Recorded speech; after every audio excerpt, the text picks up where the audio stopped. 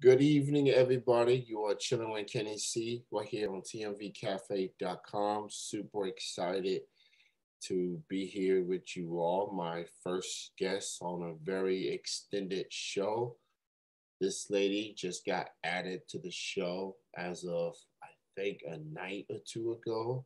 So big Yeah. shout out to Headliner for making that happen. She's a poet. She is quite the extraordinaire at what she does.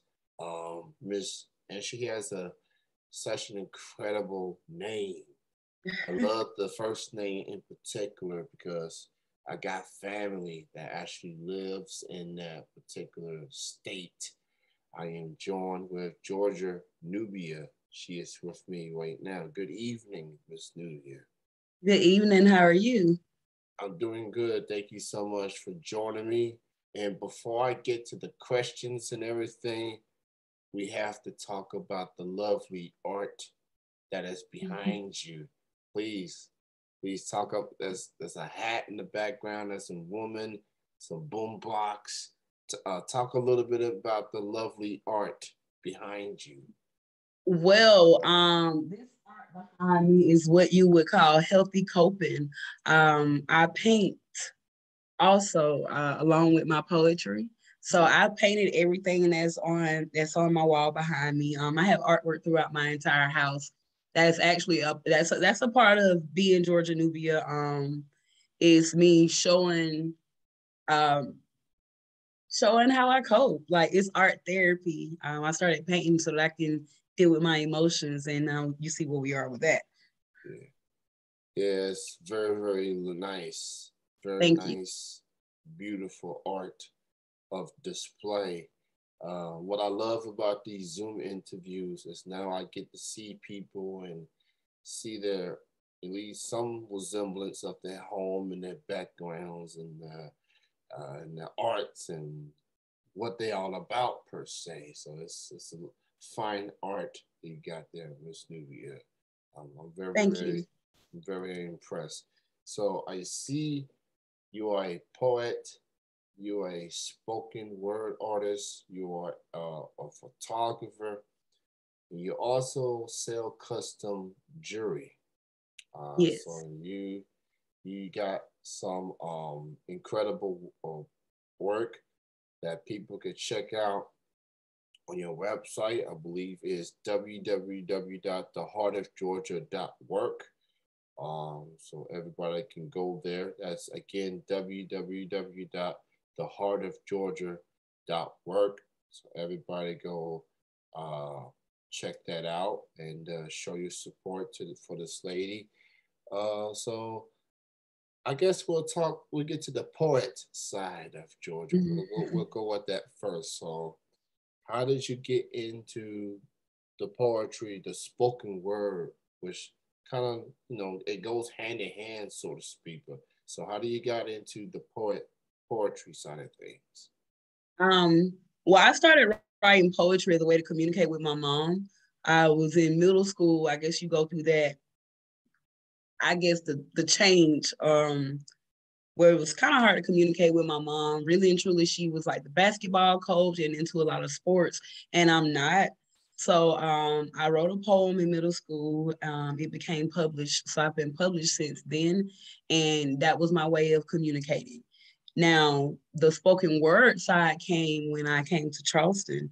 I came to Charleston, and for the first time ever, I was able to get on stage and do my poetry out loud. And it was a different type of liberation. Like it felt great.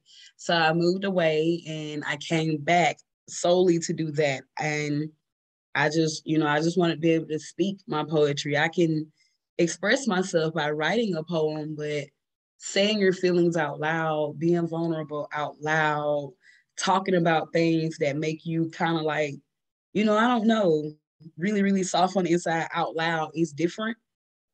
And especially to share it with people.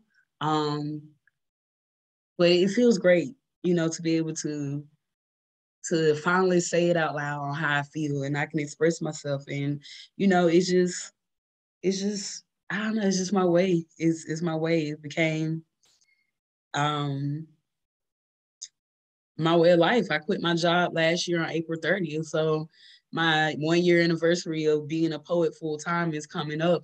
And I guess I stayed into it when so many other people enjoy my poetry. I didn't know that I was such an inspiration.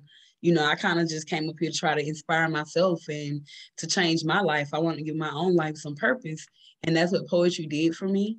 It's one of my gifts that I'm able to work to give my life some purpose. And um man, I don't know. I don't know. It just keep happening. I just keep showing up for myself, and it keeps happening, and I keep growing. And yeah, Yeah, and to hear that about you expressing yourself towards your mom, getting into it per se is it's very enlightening. I feel like a lot of us at a young age, sometimes we're trying to figure out what we want to do with our lives, what we want to do, how do we want to express ourselves, and people have their ways of communicating towards their parents, and I find your communication approach towards your mom very intriguing. Definitely helps bring like mom and daughter together per se. It's very fascinating. I think and for mom to see what you're doing and embracing it, that helps. You being a local artist in poetry, um, getting that support from mom definitely had to be a confident booster as far as I you. didn't have that. Oh, you did? No, my mom didn't. I like. I didn't have that. She didn't nurture or embrace my talents as far as doing poetry until recently. So it became poetry became my mom, and it became that solace that I needed, so I was able to support myself. And through the years of doing this, I have built a great support system, and I know that I have it now. But for a long time growing up, like, it wasn't nurtured and it wasn't embraced. It she played sports. She was into basketball, so Yeah. you know science and poetry. It's just like, what is my daughter doing? So she didn't embrace it. It's understandable. I guess it takes time to understand it and you know comprehend it per se. You know, obviously she was doing what she's doing, and it is what it is. I guess you could Yeah, say. Uh, yeah. but at least she's aware of what you was doing. Mm-hmm. So at least the fact that she knows it, that okay, she may not fully understand it now, but maybe she will down the road per se. But I've gotten into poetry myself. I mean, not necessarily a poet myself, but just reading it, hearing Mm-hmm. the stories from people, the way they express themselves. Um, you said that you've been doing this full time for closing into a year. So as you look back in your first year as a full time poet, um, and what you've been able to do up to this point, how do you feel now now that you gotten into that first full year? How do you feel confident wise and just everything you've been able to do up to this point? I am absolutely proud of myself. Like, I feel great. I I think there's a like not even a little boost of confidence, but it's just like a big heap of confidence, because it's just like, yo, I know I can do this now. Like, it's not just something that I'm talking about. Like, this is my life, and I'm able to provide. I'm able to meet whatever I need. Like, God got my back. I got my back. I just, it more than anything, I believe in myself. And it's just like, I am the bag. That's why I put that on my shirts. Like, I am the bag. Instead of chasing money and chasing everything else, it's just like chasing my dreams and my passion or just basking in my freedom, basking in everything that I'm doing makes me understand that is really not about what sometimes we think it's about. It's really not about having, I guess, the biggest house or the most cars, but it's about having something in your heart that fulfills you. It's about waking up with purpose and having a happiness that can't no one else take away from you. And for a long time in life, I don't feel like I had that. And in this last year, I found that in so many different ways. And it's not in people, it's not in relationships, it's not in anything but my heart's desire, my gifts, and that's a different type of freedom. I feel free. One thing you said definitely stood out. You said basking in my freedom. Um, Mhm. that speaks volumes. You quit your job so that you can do this full time. And a year later, you feel free, literally. Like you're doing something that you love to do full time and haven't looked back, and getting the support, from fans and some peers and so forth. You definitely are living your dream. Not many people can say that. Um, so, as far as poetry and spoken word, who are some people, whether it's locally or some household name, who's some inspirations, those that have inspired you during your journey into poetry and spoken word? Well, growing up, the poet that I read like the most of it was Maya Angelou and it was Tupac. I read a lot of their poetry, but it was the unknown poets that kind of like really stuck to my heart with different things. And then as I began to build my career here in Charleston, I met this guy named Khalid. Khalid and this poet named Swisher the poet, they became like my biggest influence when it came down to poetry here. Khalid had done so many things poetically, and it was just like the way that he spoke about poetry, the way that he basically told me I had poetry on my back. And it was just like everything that he fed into me, it helped me. And I watched him be this powerful man, and it was just like, but he was so divine. The poetry that he spoke, it just was beautiful. And then Swisher, he was like this rough guy from the hood who just was just trying to find solace. And it was just like, to me, I was able to get the best of both worlds from both of them, my mentor and my friend. And they taught me so much, like personally, but also as poets, I was able to watch them be successful in ways I'm not sure they knew that they reached. But they both passed away. And I think about them all the time. And I think about the lessons that they left with me. And I also kind of like implemented with what I read with Maya and how I watched with Tupac and what I read in the books and stuff. And so like personally, I think Khalid might be my favorite poet. Rest in peace to those individuals. Obviously, just the support you got from them, just having that same passion per se. Um, Yeah. that resonates. Anytime you can get that support just from people that trying to try to have that same passion, it definitely means something. It makes you want to keep going. Um, with you still being here, you know, representation, obviously, that's something to behold. So that's the thing about Tupac.